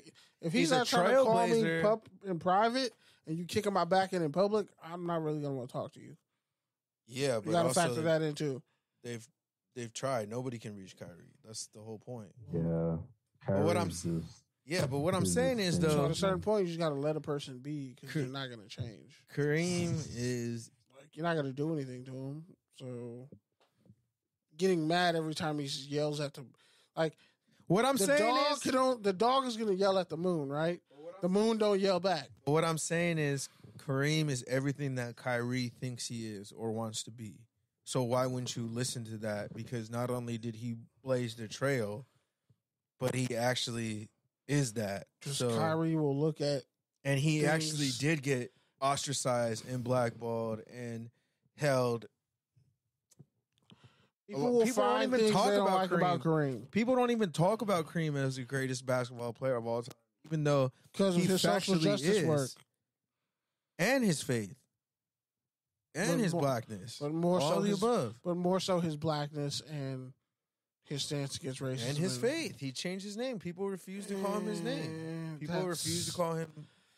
That's like third on the list, bro. And you know it. It's not. It's like a 2-3 on the list. Well, they're all pretty. How many white dudes have converted to Islam in this country? They're all tied. How many white dudes in this country have converted to a different religion? And people let the shit go and they go about their day. But you're talking about someone who did it in the height of the social justice movement. He was a black dude who was better than everybody and got he got discriminated against because of it. If he was a white dude doing all that, he'd be seen as the greatest player of all time. Yeah, but you're talking about the Lou Alcindor days. I'm telling you, it got even worse when he changed his name. Yes. They're like, how dare this black nigga convert to Islam? Notice how the thing that stayed the same was their hatred for his blackness in addition to his religious choice. But that's what I'm saying. They're all related. Intersectionality. One's at the top. No, it's not. They hate you because you're black. It's fault lines. They're all related. They're all connected. Bro, it's like a fault line. I just told you there are white dudes who change their religion and they don't get the heat for changing their religion. So if Kareem changes his religion, they hated him more because he was black. They hated him even more because he became a Muslim. All right, so show me the white Muslim who changed their faith in the height of the civil rights movement. Yeah, because the civil rights movement was about white people. That's what I'm saying. No, it's what I'm saying. But that's what I'm saying is you can't. Bro, you know what I'm saying. Though. Like if I walk down the street and a cop fucks with me, there's probably some racial prejudice involved. It's not because I'm a criminal, because I'm clearly not. I've been like, fuck you. You've broken way more laws than me. You've broken way more laws than me.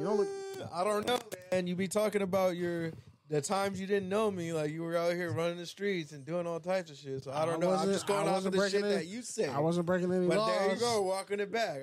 I wasn't breaking any laws, even though I was out here and about here. This man likes to tell. I was out and about. No, I was out here and about here. I just wasn't, breaking laws. I'm smart enough to not break the law, but I can be in illegal situations. So you just want the bad guy clout. No, I'm just smart enough to not get caught. And smart enough to not tell on myself. There's a difference between this. There's an intersectionality between, being there and doing it and being there and not doing it, but realizing, I probably shouldn't retell this until the statute of limitations is over. All I'm saying is they're all related. It's a fault line. And I'm saying they all touch. It's all and I'm saying part of the same thing. The number one reason he didn't just become a Muslim. He became a black Muslim. Like it's all intertwined. Notice how you said black Muslim? It's all connected. Being black was the number one reason why they hated him. Anything else he did was just extra. What I'm telling you is people can hate Kyrie. I'm telling you, his race is part of his faith. Ironically, so people can hate on Kyrie. But people can honestly hate Kyrie, and part of it is his blackness. But a lot of it's because he just won't capitulate to people. He won't give in. Huh, sounds like someone else I know. Yeah, it sounds like someone else I know too. He just won't give in on any separate issue.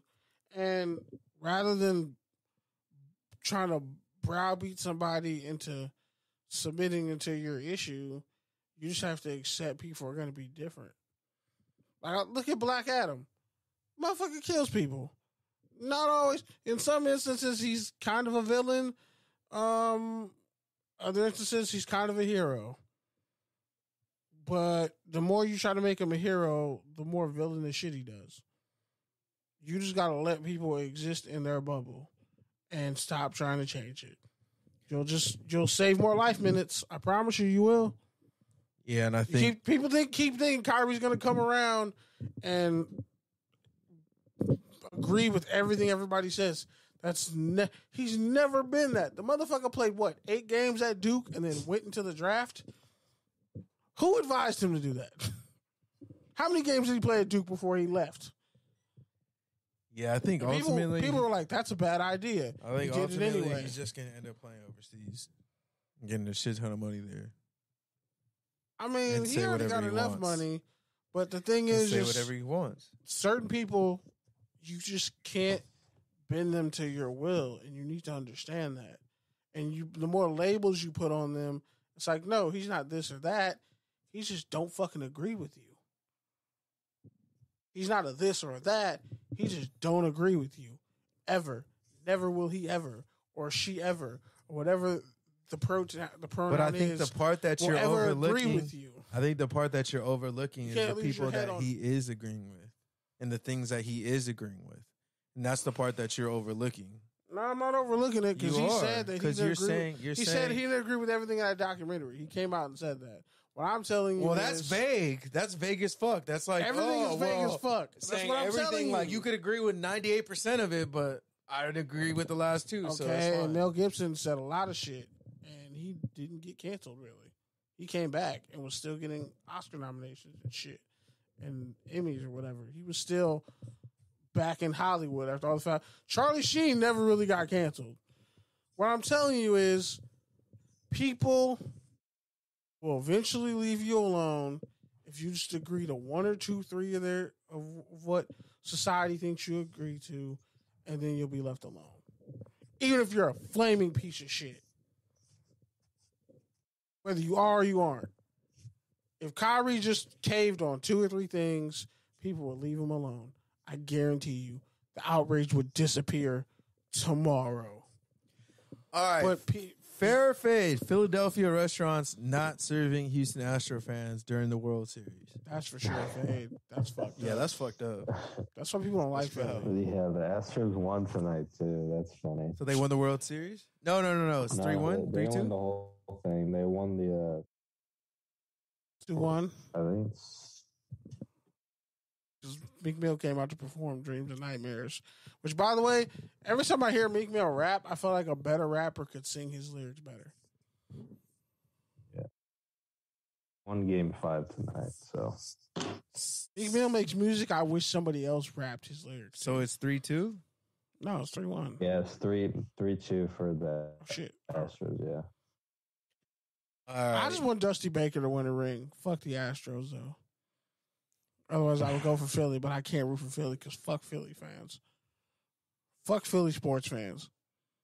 Michigan head coach Mel Tucker suspended a total of 8 players. We're in Michigan State. Michigan State head coach Mel Tucker suspended a total of 8 players with more to come. They only scored 7 points against Michigan. Fair or fade? Fade. I have to pull up on some of these people's family members after what they did to me. Somebody getting shot for real. Nah, fuck that. Somebody might not die, but people are getting shot, ran over cars. Somebody might lose a body part. You're not going to have 20 fucking people stomping me with the intent to kill me. Because if you hit me in the head with a helmet in a fucking hallway while 3 other people are holding me down, you're intending to kill me. So one of us got to go. You might get shot at your next game, and I'm not going to feel bad. And honestly, if something bad happens to a Michigan State player, they can't feel bad either. You took that shit to a place it never needed to go in football. That shit is not okay. In the real world, somebody would blow your head off. They would wait till after the game, you're with your family, and all y'all getting lit up right then and there.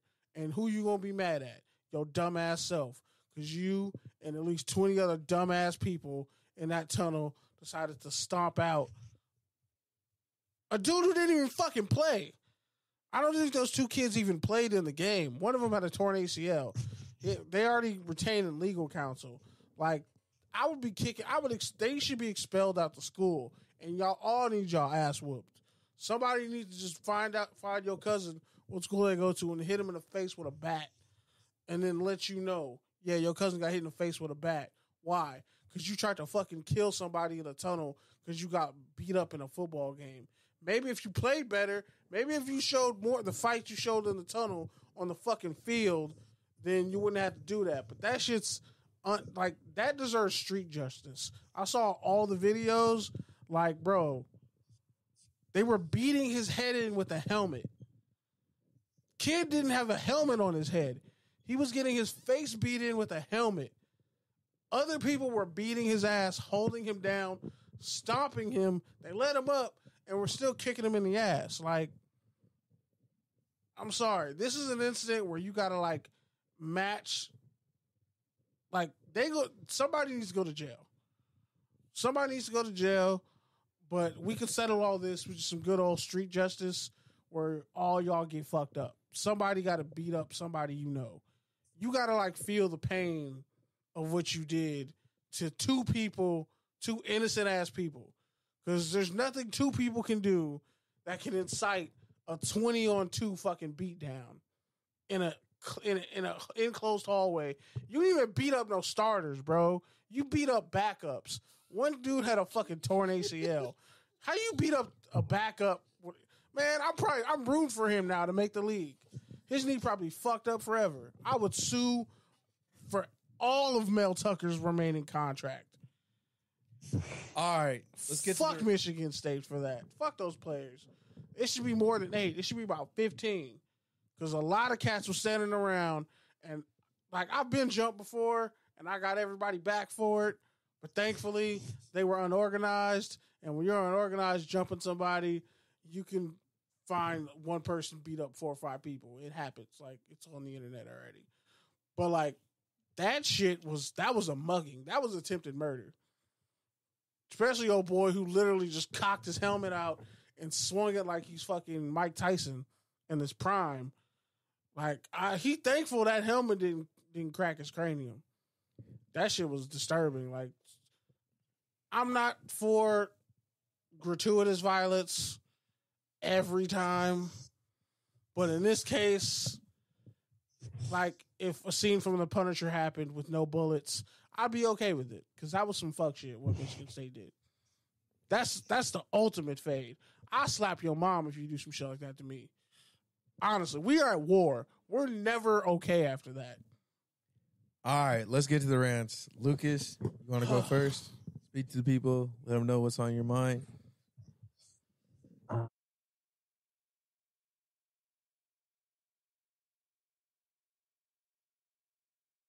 I will say that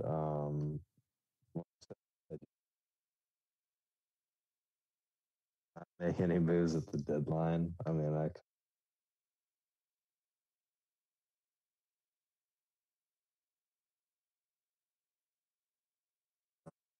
Jake said no, which makes no sense to me because so what? You're going to keep him to just ride the bench? Damian Harris is injured again. I feel like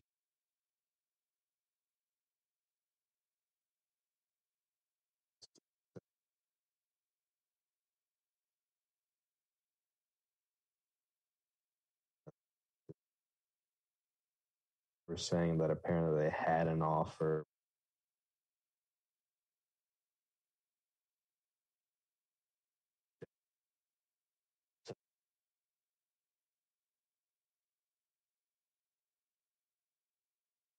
All right, good stuff. All right, Kenny, you want to go next since yours is probably going to be long? Yeah, I'm glad I got that shit out of my system, but that video really got me angry. Clearly. You don't do that to people, bro. We heard you the first 7 times you said we don't 20 do on that fucking 2. You need to be hit with the butt of a shotgun for doing that. Sometimes I wonder if your headphones are muted. Like, Hey, do you hear yourself talk? Like, I can't hear myself talk. Yeah, because you see the same shit 7 times. That's probably it. But anyway, all that weird shit. Oh my god. Yeah, my shit was not plugged in the whole time. I was like, "There's no snare in my headphones." But fuck it, we're here now. So the Big 12, the Big 12 inked a $380 million deal. The ESPN and Fox. $380 million. They're not fucking around. The first college football rankings came out. Oregon's 8th, USC's 9th. I want to say Utah's 10th. TCU is 6th. Clemson ain't beat no fucking body, but they're ranked 4th somehow. Michigan's ranked 5th, so they have to win out. They're kind of asked out. Tennessee rightfully should be ranked 1st. Alabama's ranked 6th. Georgia's ranked 3rd. I forget who's ranked 2nd. Ohio State's ranked 2nd, which is fair. And then edge rusher for Georgia, Nolan Smith, who's a projected first-round pick, probably going to run just as fast as all his teammates did in the combine last year, probably sub 4.5 at like 6'3", 260. Freak of nature, former 5-star recruit. He tore his pec, so he's out for the year. His college career's over. He was like their leading sacker too. So without him, Tennessee probably has an even better chance to win this game. I'll be at USC and Cal. Their homecoming, 7:30 this Saturday. USC should blow them out unless the Pac-12 just wants to keep screwing USC in games with this horrible first half officiating and second half officiating. Carnell Cadillac Williams, one of the all-time great running backs in Auburn history, is the interim head coach at Auburn, his alma mater, after they fired Bryan Harsin, which I don't know why they made that fucking hire in the first place. So he won't be back at Boise State, but he'll be back somewhere coaching on the West Coast, most likely. And, Florida defensive lineman Brenton Cox Jr. got kicked off Florida. And, again, I could care less about Jay-Z and Bezos buying the Commandos. I just feel really bad for Brandon Cooks. Philadelphia's trash. I never want to talk about Kyrie again. Here we go. Now it's going to be on the rundown every week like Kanye. Nah, I don't have Kanye on the rundown. I'm just anybody with a K. I don't want to talk about it anymore. This is the third week we've talked about Kanye. I'm just saying. You brought Kanye. This is the first time I brought it up. You literally brought it up last week talk too. About how he's a two-faced Gemini again. Yeah, here you go. That was the Kendrick Lamar lyric. I was being facetious, but nah. Pretty much, man. Mom, sister, fam's going out of town for like 3 weeks. So I'm going to see them off tonight. I'm already not going to get any sleep, but shout out to my nephew out here jet setting. Oh yeah, my nephew like took a shit so big, I had to take a picture of it. Like it fell out his diaper. Like it could fit in my wallet. It was it was half the size of my wallet. Like I'm going to show Pete the picture. I don't want to see the picture. I'm gonna. I'll send you the fucking picture. I'm You're good. Gonna see I've this had picture. 3 fucking siblings, bro. I've seen enough shit in my life. No, like dog. I'm good. You seen my nephew? I don't know how the fuck that came out of his body. Like that means he's probably backed up, bro. This boy different. Get him more favor. More this boy fiber. different.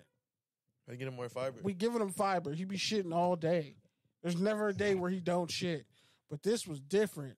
It just came out the diet. I was like, dogs. I looked at him like, you all right? Hippies, man. The more time I spend around my nephew, the more just the meaning of life changes for me. The more time I spend with my nephew, it's just like, wow. I thought I knew things. I don't know shit. Took you 303 episodes to realize that. Nah, like I know shit. But like when you really sit down with a baby, you realize how like all your adult problems don't mean a fucking thing. It just comes down to like basic laws of survival and just existing in a moment. All babies know how to do is exist in a moment, and it's like, damn, bro, you sound like a we lose that the older we get. You sound like a coach in one of those Christian football movies. Yeah, at least they niggas happy. In real life, that coach gets busted for fucking like half the cheerleaders at the school. And the kids get ran by some open division team in the final championship. Like they get hit so hard, they develop some type of like weird sex kink in football. And then it spins off into some funny ass comedy. I need you to not make pedophilia jokes in the same podcast that you just shitted all over Michigan State. Have you not seen Blue Mountain State? There was mad pedophile jokes in Blue Mountain State. Oh my god! You didn't see Blue Mountain State? Yes, I've seen Blue Mountain State. All right, then cool. So, all right. Anyway, I ain't got shit left to say. Are you sure? You can go back to sleep now? I'm not sleeping, bitch. I haven't slept all day. That's the fucking problem. Good night. Yeah, because you took power naps during the pod. Yep. I wish. I wish I took a power nap. 3,000 miles away. He knows where you're sleeping, bro. I wish I took a power nap, bro. Sad, bro. I took a power nap right before the pod started. Pete didn't even notice. I just sat here still sipping my shake. He thought I was like awake. I was actually asleep for like 10 seconds. Oh, you were sipping your 2-liter, were you? This man is so ashy. He has camouflage on his regular skin, bro. First off. Fuck. What happened to you, bro? You didn't used to be this ashy, man. You were a lot of things, but you weren't ashy. I changed my lotion and you it were fucked up my whole skincare. But you weren't ashy, bro. I changed my lotion and it's fucked up my life. That was now one I have to thing. get back to shea butter. Lotion, bro. Yeah. I was like, let me try something new. Nope. Fucked up my whole skincare regime. Now I gotta start all over. You gotta be consistent. I gotta start all over. I fucked up my exfoliation cycle. I fucked it all up. This man got ombre legs, bro. I've never seen ombre legs. I'm done. All right, I was holding that in the whole podcast, but yeah. On your birthday, every year for the rest of your life. It's been a crazy week for me this week. One of my clients had a huge announcement this week. It was really, really successful. So really happy about that. It was definitely a grind though, because the other thing about working at a PR agency or any type of agency really is like when one client got something big going on that's going to take all your bandwidth and energy, your other clients' needs don't go away. So it's like you still got to keep those ships moving along. And when you got that and a big ass overtaking, it can get really challenging. But once it's over, it's like one of those things where you can look back on and say, like, damn, like I really did that. Like I was really a part of that. Like I was really part of like a big moment in like smart home technology history. Like, and so like I'm really happy about that. I feel like I didn't know how it was going to turn out going into it. And that's the thing about PR is like you control so little. So it's like sometimes you just have to cross your fingers and hope everything goes out to the way you strategize and plan. But a lot of times it doesn't because the media does whatever they want. Clients do whatever they want. And you're just kind of stuck in between trying to wade the water. But this one turned out all right. Like things went as planned. People delivered what they said they were going to deliver. And today, PRP feels good. You sound like a drug dealer. That's it. You sound like you just ASMR. You sound like you just ASMR the drug deal. I just want you to know that. All right, y'all. Well, this is Touchdowns and Tangents. Thank you for listening to us. Shout out to Cory from Hardcore Penn State Football Podcast. Shout out to Lucas. Shout out to Nikki. Shout out to everyone who fucks with us. Favorite podcast app. TDs_tangents on Twitter and Instagram. Shout out to S-Squad affiliates. Shout out to FBC Radio. Everyone who fucks with us. We are out. Tap in with me this Saturday, USC. Saturday night, 7:30. Peace. Peace. Ooh.